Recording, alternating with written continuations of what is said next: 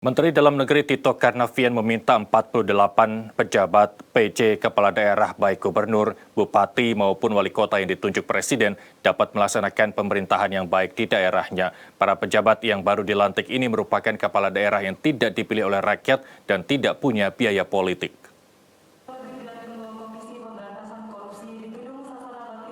Setelah resmi ditunjuk oleh Presiden, sebanyak 48 penjabat atau PJ Kepala Daerah baik gubernur, bupati maupun wali kota, mendapatkan pembekalan dari Menteri Dalam Negeri Tito Karnavian. Tak hanya Tito, pembekalan juga diberikan sejumlah pejabat lain, mulai dari Menko Polhukam Mahfud MD, Menteri Perekonomian Airlangga Hartarto, hingga Ketua KPK Firly Bahuri.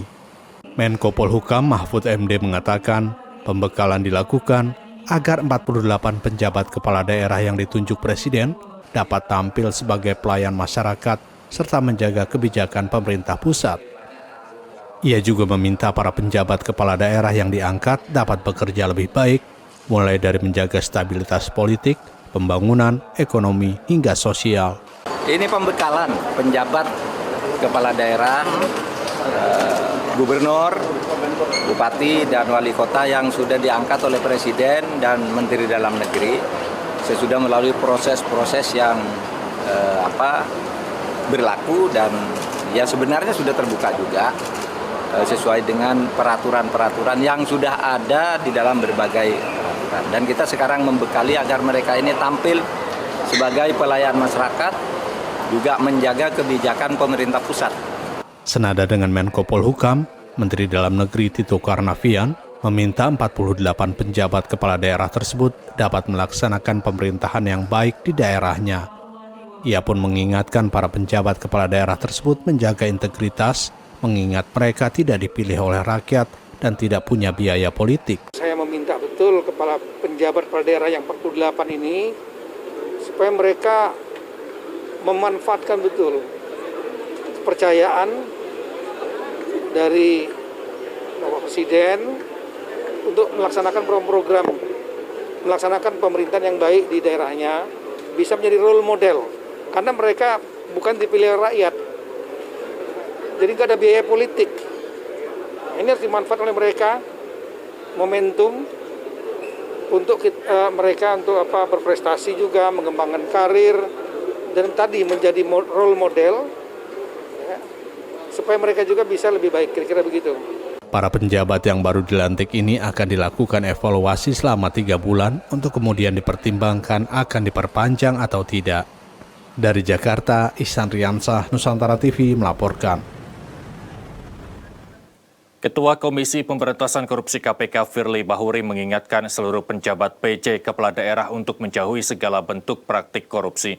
Firly mengancam akan menangkap penjabat PJ Kepala Daerah yang terindikasi terlibat korupsi. Dalam rapat koordinasi yang digelar di Gedung Kementerian Dalam Negeri, Ketua KPK Firly Bahuri menyampaikan beberapa masukan di hadapan para penjabat kepala daerah yang ditunjuk untuk melaksanakan tugas di daerahnya. Dalam pidatonya, Firly mengingatkan seluruh penjabat atau PJ kepala daerah untuk menjauhi segala bentuk praktik korupsi dan mengancam akan menangkap mereka yang terindikasi terlibat korupsi. Selain bahaya laten korupsi, Firly juga meminta PJ Kepala Daerah untuk menolak segala bentuk gratifikasi yang diberikan berbagai pihak selama menjabat sebagai Kepala Daerah.